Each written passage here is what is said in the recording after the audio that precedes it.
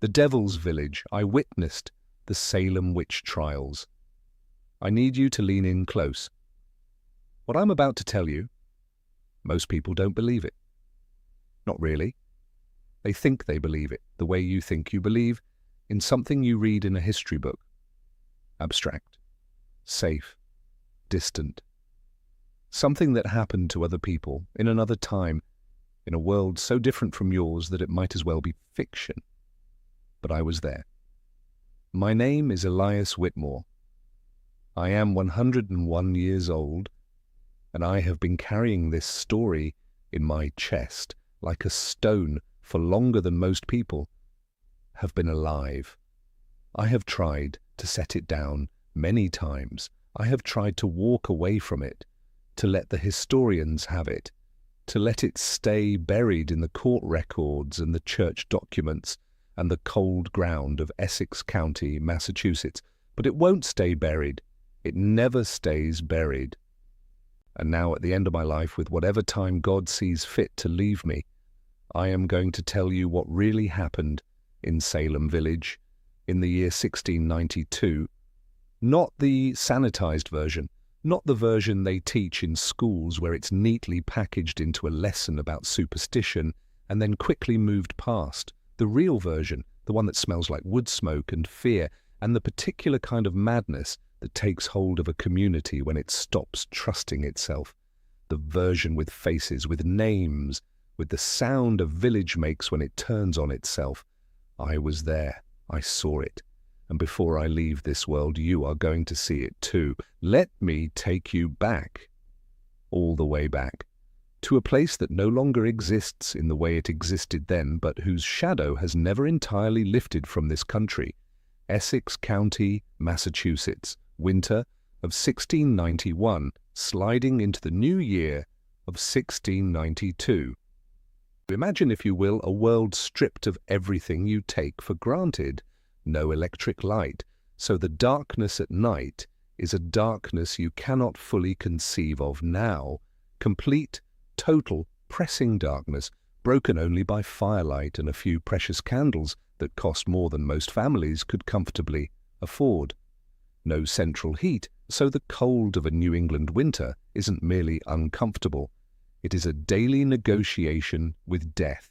Ice on the inside of windows, breath visible in your own bedroom, children sleeping 3 and 4 to a bed for warmth, no newspapers to speak of, no way to verify what you heard except to ask your neighbor who had heard it from their neighbor who had heard it from someone else entirely.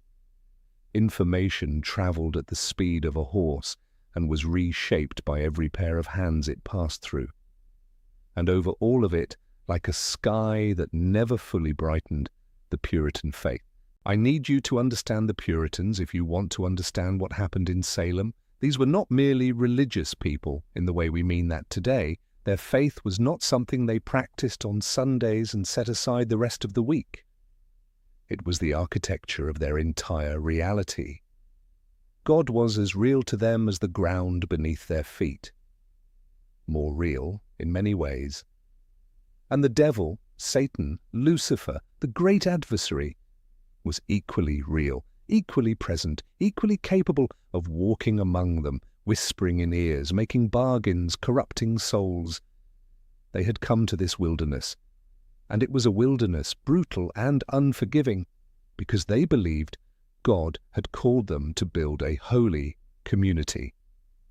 A city on a hill, as their founders had called it, a pure and righteous society that would shine as an example to the corrupt and fallen world they had left behind in England. The pressure of that belief was enormous. To be a Puritan in 1692 was to live under constant spiritual scrutiny, your own scrutiny of yourself, your community's scrutiny of you, and above all, God's scrutiny of everything. Every misfortune was a potential sign of divine displeasure. Every illness, every failed crop, every dead child, and there were so many dead children in that world, was evidence that something was spiritually wrong, that someone had sinned, that the devil had found a foothold. This is the ground into which the seeds of Salem were planted. Ground so prepared for exactly this kind of catastrophe that looking back, it sometimes feels inevitable, as if the village had been building toward this moment for years, needing only a spark. The spark came in January of 1692, in the home of Reverend Samuel Parris. Samuel Parris was the minister of Salem Village, and he was not a beloved man. He had come to the ministry late after a failed career as a merchant, and he brought with him a merchant's eye for transactions and a thin-skinned sensitivity to perceived slights that made him difficult to live alongside. Salem Village was already divided, bitterly, historically divided, between families who supported Parris and families who resented him, who hadn't wanted him as minister to begin with, who refused to pay his full salary, who challenged his authority at every turn. Into this already fractious community, Parris brought his household, his wife, his daughter Betty, who was 9 years old, his niece Abigail Williams, who was 11, and an enslaved woman from Barbados named Tituba, who had been part of his household for years. In January, Betty Parris began to behave strangely. She fell into fits. She screamed for no apparent reason. She twisted her body into positions that seemed impossible. She complained of being pinched and bitten by invisible forces. She went rigid. She barked. She threw herself at walls. Her father, witnessing this, was terrified in a way that went beyond a father's ordinary fear for his child. This was not illness, as he understood illness. This was something else. The local doctor, William Griggs, examined Betty and found no physical cause for her symptoms, and then he said the words that lit the fire. The evil hand is upon her.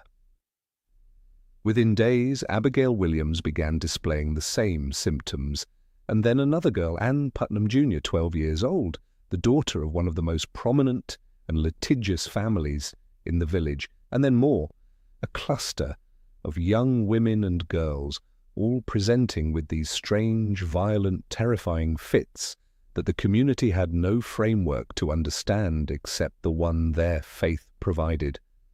The devil was in Salem Village. Someone had made a pact with him. Someone had sent their spirit out at night to torment these girls. All that remained was to discover who. Under pressure from their families, from the minister, from the community, from their own fear and confusion, and the strange social contagion that had taken hold of their group. The girls began to name names. Tituba, Sarah Good, Sarah Osborne. The first 3 accused were, not coincidentally, women on the margins of Salem society. Tituba was enslaved, a woman of color with no legal standing. Sarah Good was a beggar woman, homeless, known for her sharp tongue and her willingness to curse those who refused her charity. Sarah Osborne was elderly and ill, and had not attended church in over a year, already suspect in the eyes of her community. They were arrested in late February, and the trials began. I want to tell you about the examinations, because this is where you begin to understand the machinery of what happened, how the thing worked, how it fed itself, how it grew. The accused were brought before magistrates John Hathorne and Jonathan Corwin. Hathorne, the great-great-grandfather of novelist Nathaniel Hawthorne, who would later add a W to his name out of shame for his ancestors' role in these events, conducted the examinations with the assumption of guilt already settled in his mind. These were not trials in any sense we would recognize today. There was no presumption of innocence. There was no adequate legal representation. There was no meaningful way to prove a negative. The afflicted girls were present in the courtroom. And when the accused were brought in, the girls would fall into their fits, screaming, writhing, pointing, collapsing. The magistrates interpreted this as proof. The accused's very presence caused suffering. Clearly the accused were doing it. Clearly their spirits were right there in the room, tormenting these children even as their bodies stood before the court. And the evidence, the so-called spectral evidence, was accepted without question. Testimony that a person's spectre, their spirit, had appeared in a dream or a vision and caused harm was treated as valid legal proof. Think about that. In the courts of Massachusetts in 1692, a person could be condemned to death on the testimony that someone had dreamed about them. Tituba, perhaps wisely, perhaps desperately, did what none of the others did. She confessed. She told the magistrates exactly what they wanted to hear. That yes, she had made a pact with the devil, that she had ridden through the air on a stick, that she had seen the names of other witches written in a book, that Sarah Good and Sarah Osborne had been there too. She confessed with detail and apparent conviction, and she wept, and she begged forgiveness. And Tituba was not executed.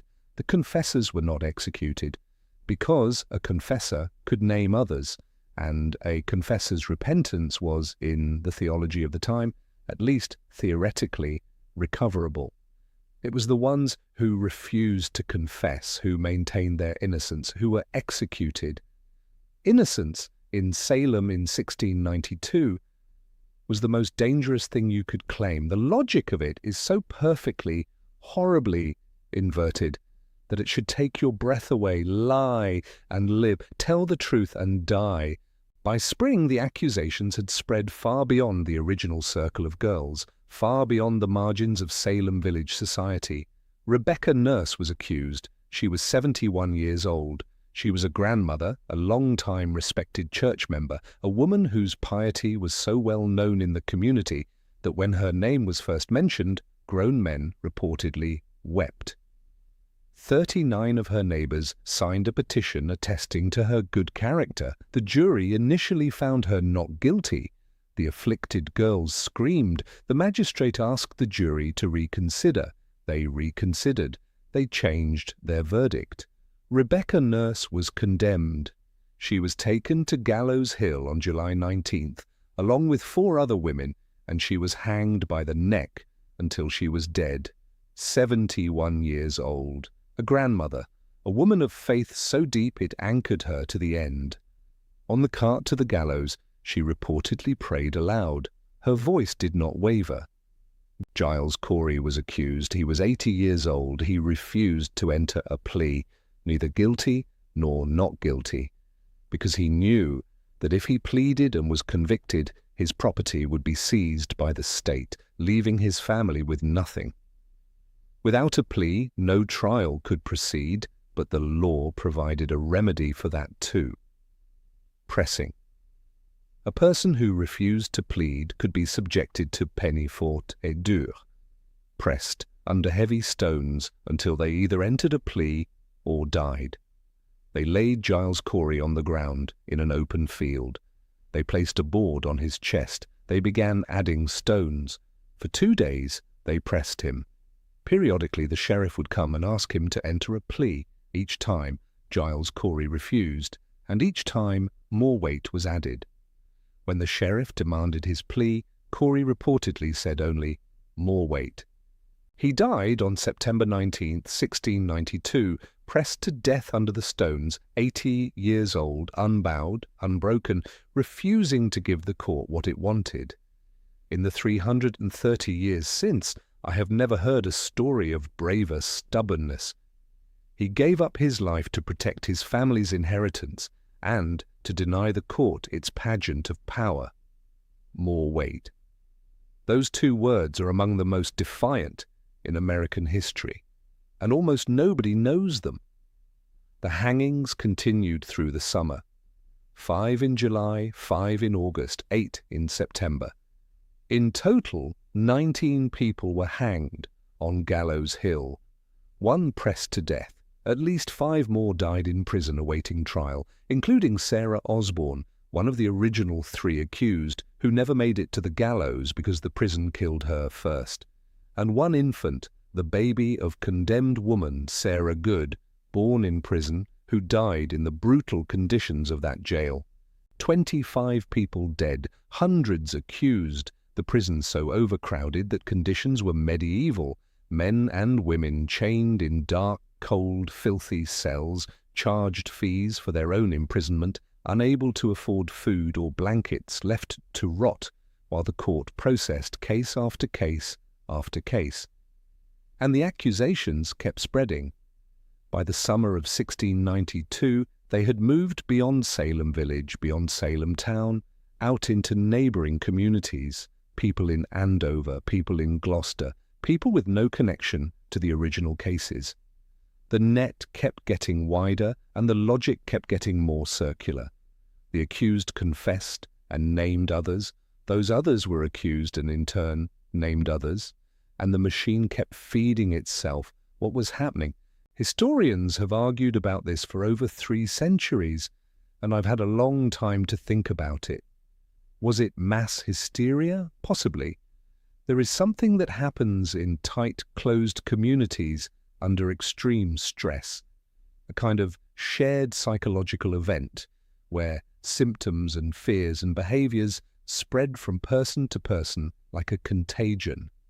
The body enacts what the mind believes. The girls may have been genuinely suffering, genuinely experiencing something that terrified them without that experience being caused by any supernatural force. Was it deliberate accusation, personal vendettas, land disputes, settled through the mechanism of the courts?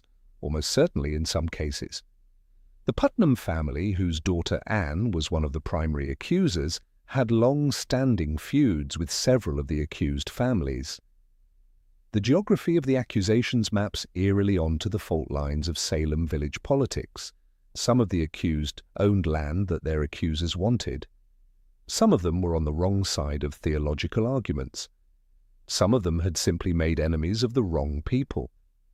Was it the particular terrible alchemy of all of these things combined? The theology, the psychology, the politics, the fear, the winter, the darkness, the weight of a community that had been under existential pressure for years, all igniting at once in one catastrophic and irreversible conflagration? I believe it was. I believe it was all of these things at once, feeding each other, making each other worse, until a village of ordinary human beings had done something monstrous, without most of them ever consciously choosing to be monstrous. That is the most frightening part. Not that evil people did evil things, but that ordinary people, frightened, devout, genuinely trying to protect what they loved, did evil things while believing they were doing good. I need to tell you about the moment it stopped, because it did stop. Not gradually, not quietly, but with a sudden jolt that tells you something important about how human beings work. By October of 1692, the accusations had begun to reach people too prominent to be easily condemned. The wife of the governor of Massachusetts was named. Increase Mather, one of the most powerful ministers in the colony, and the father of Cotton Mather, who had been the trial's most prominent religious champion, published a treatise questioning the use of spectral evidence. He argued that it was better for 10 witches to escape than for one innocent person to die. And Governor William Phips, whose own wife had been named, dissolved the special court that had been hearing the witch cases in October of 1692. Just like that.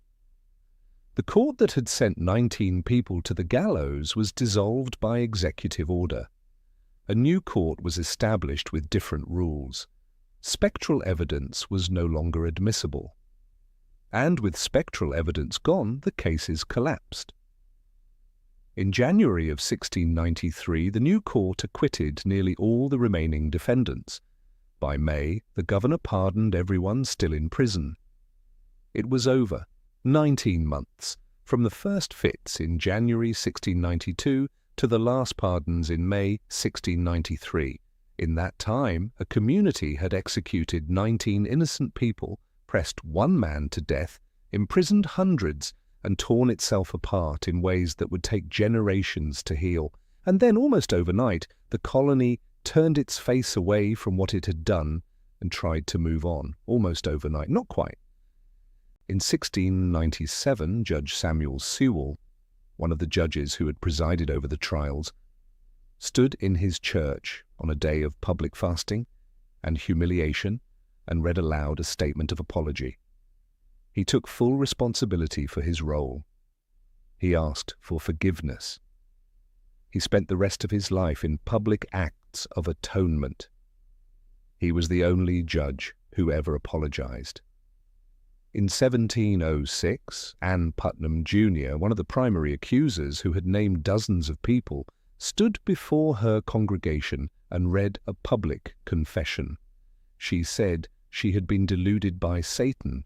She asked forgiveness from the families of those she had falsely accused. Whether you believe her remorse was genuine or convenient, the act of public acknowledgement mattered. In 1711, the Massachusetts colony passed a bill reversing the attainders of the condemned, legally restoring their reputations and awarding financial compensation to their surviving families. Small amounts, inadequate amounts, but something. The last legal acknowledgement took until 2001, when the Massachusetts legislature formally cleared the names of the remaining accused who had not been exonerated in earlier actions. 309 years to fully legally acknowledge what was done. 309 years. I have had a very long time to sit with Salem, and I want to tell you what it means to me now, not as a history lesson, not as a cautionary tale about superstition, which is the easy version, the more important version.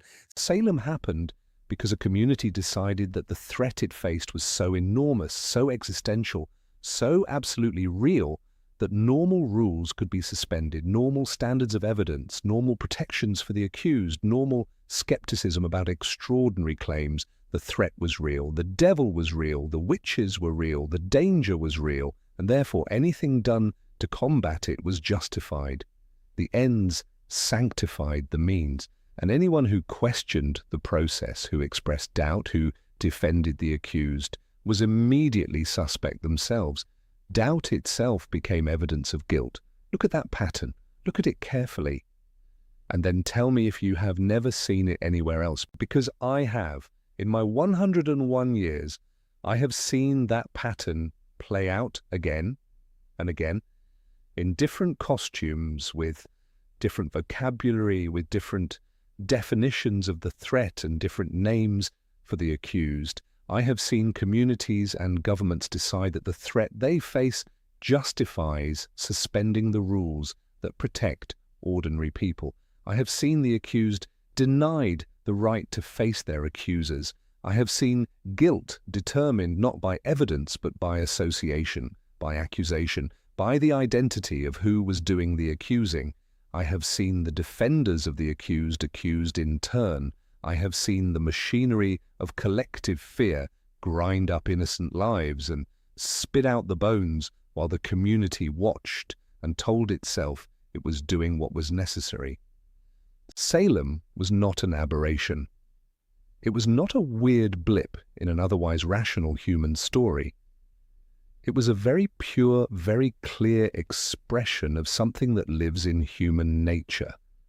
The willingness to do monstrous things in defense of what we love, when we are afraid enough and certain enough, and when the people doing the monstrous things look different enough from us that we can pretend they had it coming. The girls who accused, most of them were children. Some of them were probably genuinely frightened and genuinely believed what they were saying. Some of them may have been caught in something that started small and grew too large to stop. Some of them may have been lying and knew it. Human beings are complicated. Fear is complicated. The social dynamics of a small, closed community under pressure are complicated. But the adults who ran those courts, who accepted spectral evidence, who hanged people on dreams, those men had a choice. They had doubt. We know they had doubt because some of them expressed it privately. We know they had reservations because some of them later said so.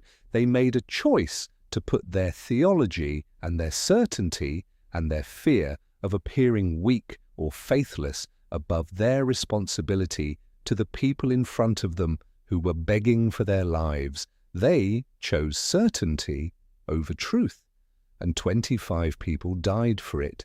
Rebecca Nurse, is buried or memorialized as her family reportedly recovered her body in secret after the execution, in a cemetery in Danvers, Massachusetts, which was Salem Village. The stone reads, "Accused of witchcraft hanged July 19th, 1692. Her descendants still live in New England. The Nurse homestead still stands. Giles Corey has no grave. You cannot press a man to death and then bury him with dignity. But he has a memorial in the Charter Street Cemetery in Salem. Pressed to death September 19th, 1692. I have stood at that memorial and I have said his name out loud. I have said, 'I know what you did and I know why, and I will not forget.' The names of all 19 who were hanged are carved in a memorial in Salem that was dedicated in 1992, 300 years after the events, each name on a separate stone, each stone inscribed with their words of protest, their final declarations of innocence taken from the court records. Bridges Bishop: "I am no witch. I am innocent. I know nothing of it." John Proctor: "I am a poor man and have no money. Therefore I cannot satisfy you."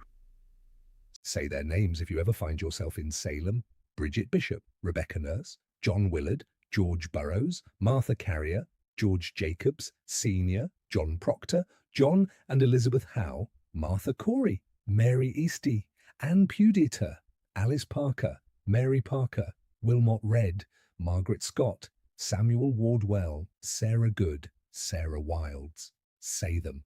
They were real. They had families who loved them and neighbors who betrayed them, and they went to that hill and they died, and they maintained their innocence to the very last breath. The least we can do, the absolute minimum we owe them, is to know their names. I am a very old man and I am tired.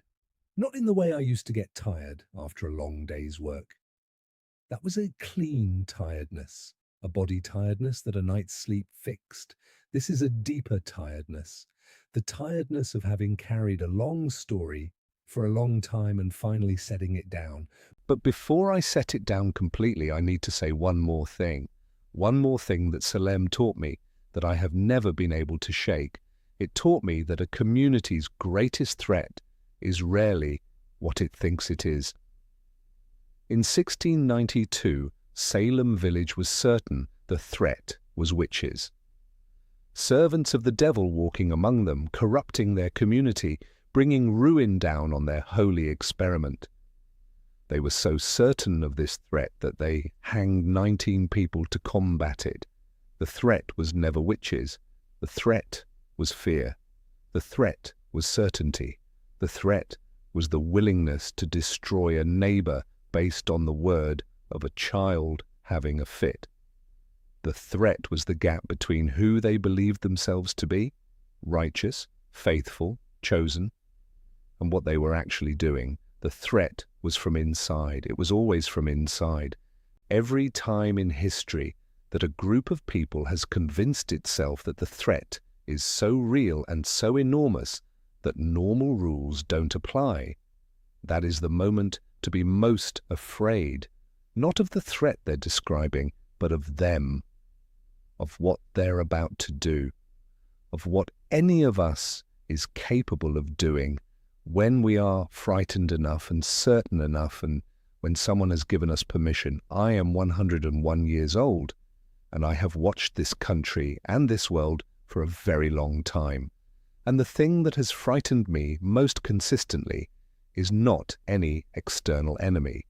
It is the speed with which ordinary, decent, God-fearing, community-loving human beings can decide that the person next to them is a witch, the speed with which the accusing finger can rise, the speed with which a crowd can form, the speed with which 19 people can end up on a hill. Watch for the finger, watch for the certainty, watch for the moment when someone tells you that the threat is so great that we cannot afford to ask for evidence. That is the moment Salem begins. That is the moment when you must be, more than any other, absolutely and uncompromisingly committed to the hard, slow, unglamorous work of truth, because the alternative is Gallows Hill. And the birds there still sing, and the grass is still green, and if you stand very still in the right light and the right quiet, you can almost hear something. Something that sounds like a woman's voice, calm and steady, saying her prayers on the way to a death she did not deserve.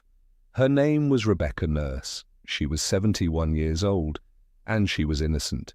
Don't forget her. Don't you ever forget her. This is Elias Whitmore, 101 years old, and I've been waiting my whole life to tell you that.